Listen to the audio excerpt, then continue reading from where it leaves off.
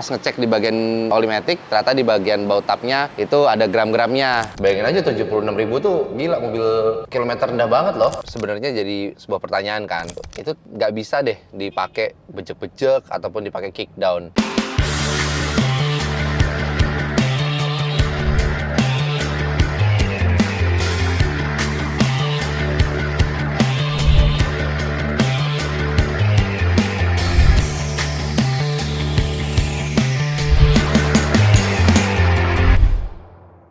Halo Sobat Matic, kembali lagi di video YouTube Domo Transmisi. Di video kali ini saya Arya, saya akan menemani kalian untuk membahas masalah mobil. Seperti biasa yang sering kita terima adalah Honda.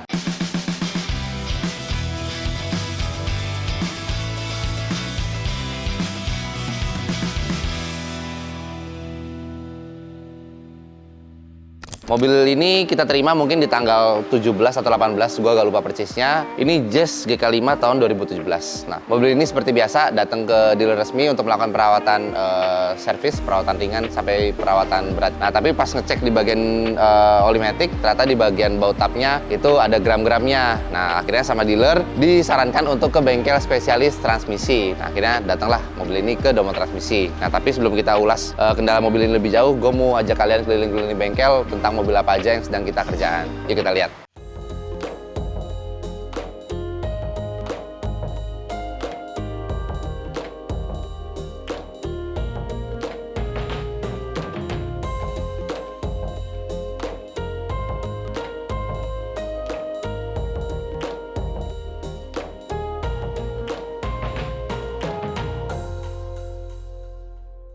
Di sini kita lagi ada beberapa pengerjaan. Nah, salah satu contohnya di sini ada Wuling Almas Turbo. Dia di bagian transmisinya itu udah CVT. Nah, sekarang kita akan melakukan percobaan dulu nih. Percobaan yang pertama untuk overhaul di bagian CVT-nya. Karena kita udah beli gearbox barunya, langsung dari Cina, kita udah impor sendiri. Untuk teman-teman yang punya mobil Wuling, kalau sampai project ini berhasil, nah yang punya mobil Wuling gak usah takut deh. Untuk mobil Wuling itu kendalanya paling sering dialami adalah bunyi di bagian CVT belt-nya, dan juga kadang ada slip. Nah, itu nanti langsung aja datang ke Domo Transmisi untuk kita selesaikan masalahnya. Tapi tunggu satu project ini berhasil dulu. Nah, terus di sana juga ada mobil HRV, ini cuma lagi servis harian. Di belakang gue juga ada mobil T32 itu dari Semarang. Terus ada juga mobil K114 Alphard. Nah, cuma untuk mobil ini kita lagi nunggu di bagian spare part-nya. Jadi kita tunggu spare part-nya datang baru kita bisa kerjain mobilnya. Nah, sama di sebelah sana ada mobil Suzuki Kisashi. Nah, itu mobil kalau gue tanya yang punya itu di Indonesia cuma ada 2. Nah, jadi untuk gearbox-nya nggak ada. Jadi gue minta yang punya itu untuk import gearbox-nya sendiri. Karena kan kita nggak tahu nih kode part-nya. Karena gue cek di bagian nomor angka itu kode transmisinya nggak ada. Nah, jadi ini mobil sebenarnya ngiri sedap kalau sampai matic-nya kena. Karena untuk dari spare part-nya sendiri di Indonesia masih susah. Nah, jadi gue sarankan yang punya beli spare part-nya, nanti kita tinggal pasang. Nah, paling itu aja untuk pengerjaan di bengkel. Selebihnya kita langsung balik lagi ke mobil Jazz GK5.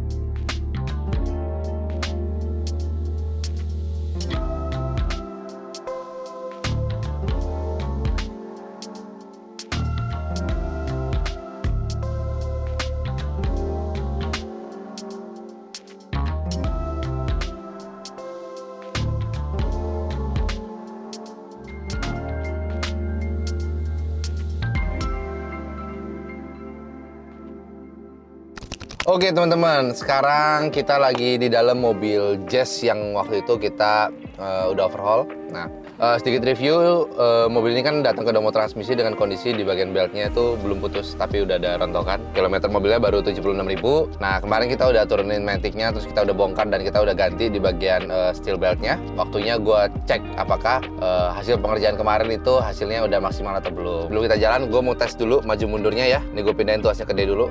Jalannya gimana? Oke, SP, R, oke lagi, oke, sekarang pakai dulu, sama kayak, oke, gede lagi, oke, buat PRND-nya normal. Sekarang gue akan coba jalan ya.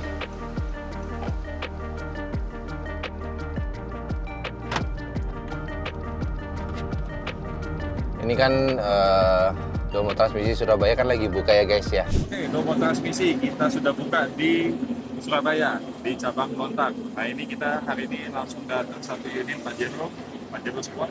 Nih gue udah mau sebulan nih, gue nggak konten bareng Ko Freddy. Nah mungkin kalau Ko Freddy udah mulai balik ke Jakarta, gue bakal bikin konten lagi obsesi seperti biasanya. Nah jadi coba deh untuk video kali ini kayaknya asik nih kalau misalkan kolom komentar itu penuh dengan pertanyaan hashtag obsesi. Nanti kita bikinin konten lagi yang ngebahas seputar masalah matic.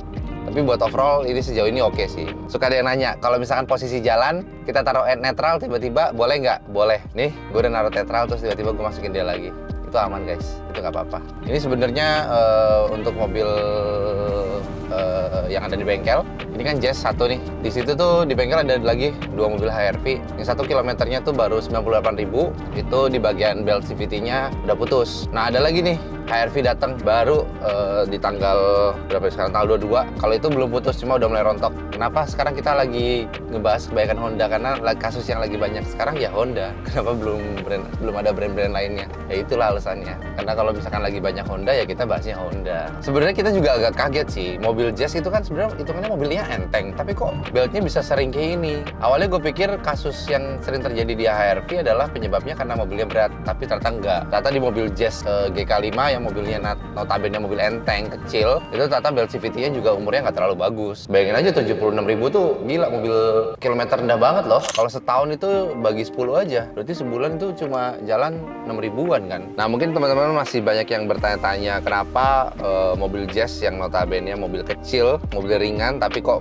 di KM 76.000 tuh matic-nya kok udah rusak. Itu sebenarnya jadi sebuah pertanyaan kan. Nah tapi balik lagi sih guys, untuk kasus mobil belt CVT putus itu sebenarnya bukan karena perawatannya iya, cuma lebih ke cara berkendaranya. Nah kalau misalkan teman-teman punya mobil CVT Honda gitu, itu nggak bisa deh dipakai bejek-bejek ataupun dipakai kickdown karena nggak sesuai dengan transmisinya gitu loh. Nah transmisi CVT sendiri kan diciptakan untuk di daerah perkotaan kan. Nah jadi untuk mobil-mobil Honda ya sebenarnya gunakanlah sesuai dengan fungsinya. Kalau misalkan teman-teman tinggal di daerah pegunungan ya minim-minim pakai matic-nya yang konvensional lah, jangan pakai yang CVT. Karena kalau pakai yang CVT udah pasti nanti umurnya nggak awet. Kalau misalkan teman-teman tinggal di perkotaan, nah mungkin lebih cocok pakai mobil-mobil Honda yang CVT. Tapi diimbangi juga cara bawanya, nggak boleh barbar, harus diurut pokoknya gasnya tuh, nggak bisa langsung dibecek-becek. Jadi baik lagi itu semua tergantung dari cara berkendara kita.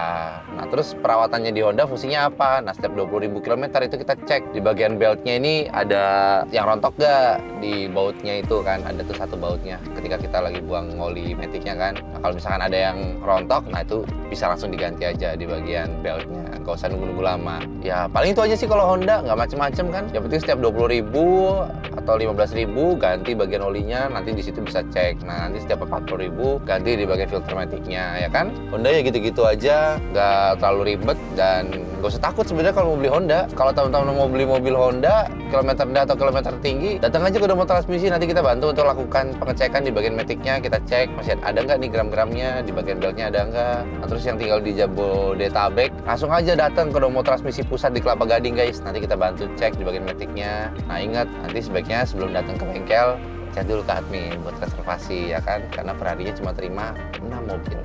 Paling itu aja buat video kali ini. Ingat teman-teman, jangan lupa like, comment, dan subscribe YouTube Domo Transmisi. Dan juga jangan lupa follow Instagram kita di Domo Transmisi. Dan TikTok kita juga sama. Terus kalau ada masalah mobil matic, langsung aja datang di Domo Transmisi pusat di Kelapa Gading. Domo Transmisi, running smooth.